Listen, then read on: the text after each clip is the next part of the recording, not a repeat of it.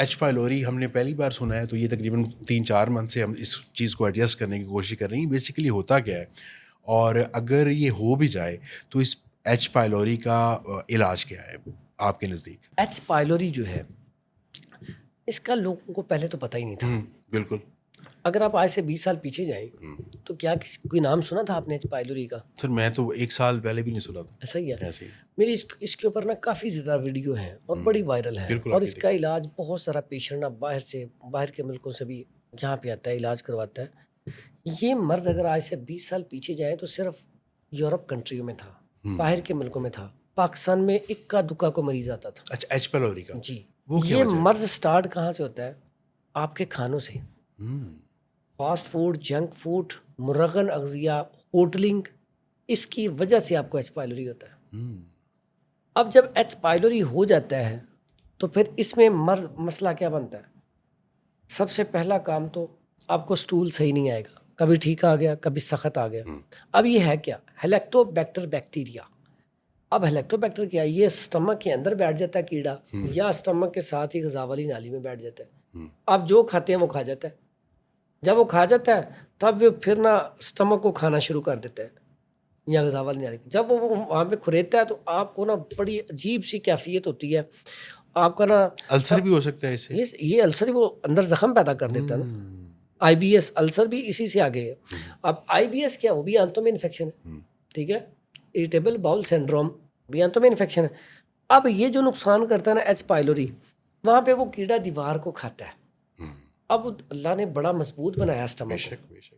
अब उसको वो सुराख तो कर नहीं सकता। लेकिन अगर मुसलसल इसका इलाज ना करवाया जाए, वो 10-20 साल या 10 साल में, 15 साल में उस स्टमक में सुराख करने में कामयाब हो जाए तो फिर इंसान ज़िंदगी से हाथ धो बैठता है, इंसान जिंदा नहीं रहता। अच्छा।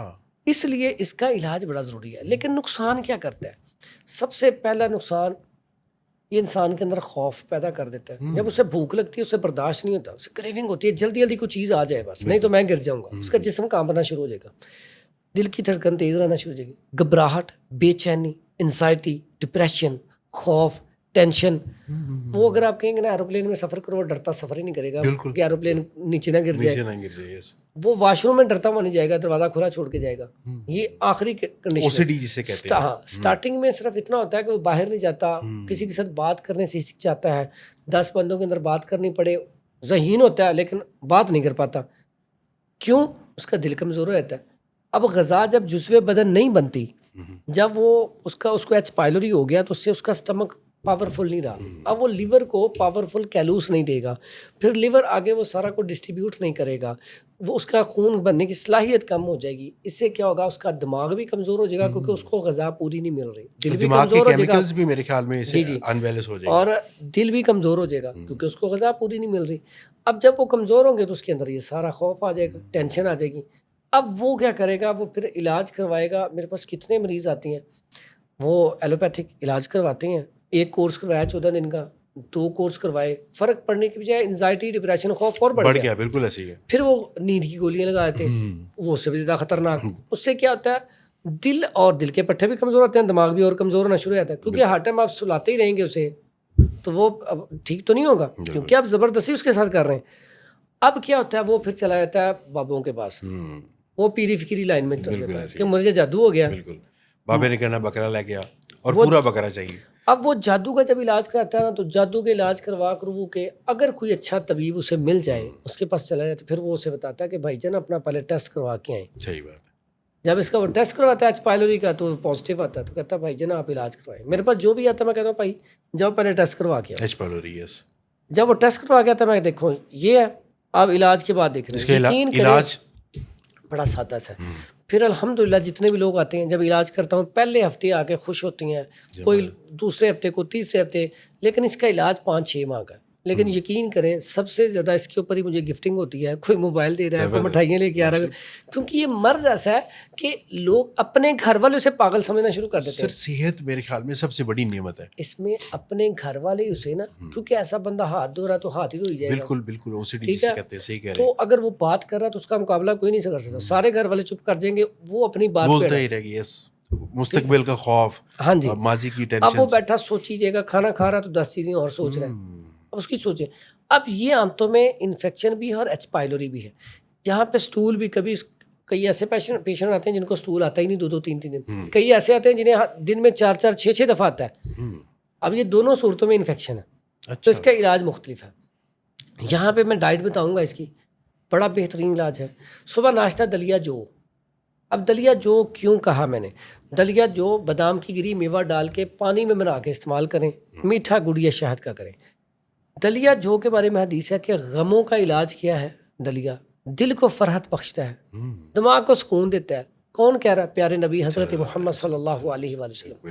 तो जब ये आप खाएंगे तो इससे आपके दिल को सुकून मिलेगा, इससे तबीयत बेहतर होना शुरू हो जाएगी। दोपहर में सब्जियां इस्तेमाल करें, घिया कद्दू, घिया तोरी, टिंडे, शलजम, गाजर, मूली, इस तरह सब्जियां इस्तेमाल करें।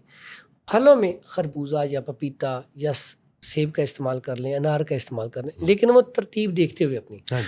उसके बाद कहवा, इसके अंदर जो है सौंफ, सब्ज़ इलायची और गाउज़बान, एक ये कहवा है, एक है पुदीना, अजवाइन और सौंफ का कहवा, उसमें तेज़ पत्ता भी डाल लें।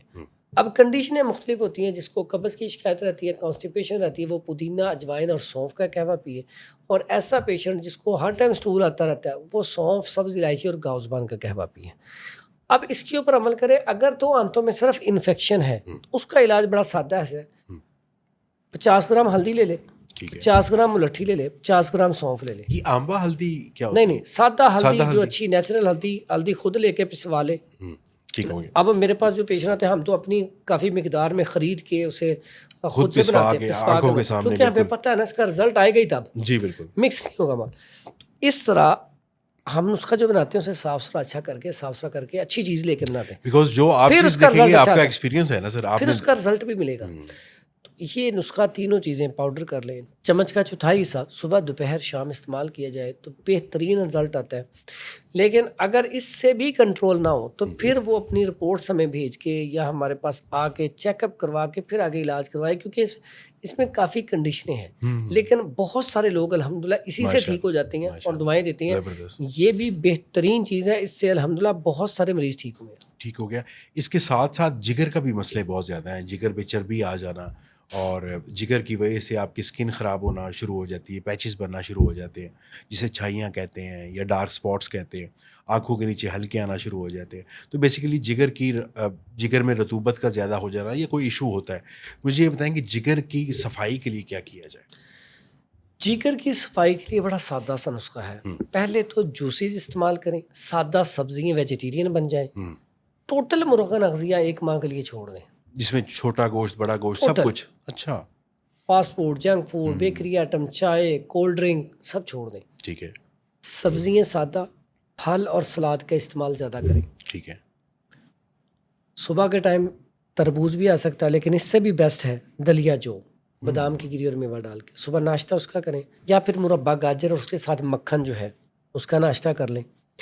दोपहर में सब्जियाँ लें, जिसमें आप घिया कद्दू, घिया तोरी, टिंडे, शलजम, गाजर, मूली ये ले लें, कद्दू का रायता ले लें, सलाद बना के सलाद इस्तेमाल कर लें। कद्दू का जूस भी बना के पीते हैं बहुत सारे लोग। वो बहुत ज़्यादा आपके अंदर हरारत होती तब नहीं, तो अगर वो जिसके अंदर बरूदत है उसने पी लिया तो उसका तो नज़ला, ज़ुकाम, स्टमक के अंदर ठंडक आ जाएगी, उससे फिर हिचकी आना शुरू हो जाएगी, तबीयत ख़राब हो जाएगी। बिल्कुल भी ऐसे नहीं पीना। अच्छा, इसमें फिर क्या करना है, यहाँ पे आपने सलाद का इस्तेमाल ज़्यादा करना है। जितना सलाद ज़्यादा खाएंगे उतना जिगर के लिए अच्छा। जिसमें खीरे हैं, प्याज हैं, ये चीज़ें सारी, टोटल गाजर, मूली, गोभी के पत्ते वगैरह। उसके बाद आ जाए जूसेस इस्तेमाल करें, फलों का इस्तेमाल करें, जितने भी फल हैं, ठीक है, खसूसन एप्पल, अमरूद, खरबूजा, तरबूज, अंगूर, अनार का बहुत अच्छा रिजल्ट है इसमें।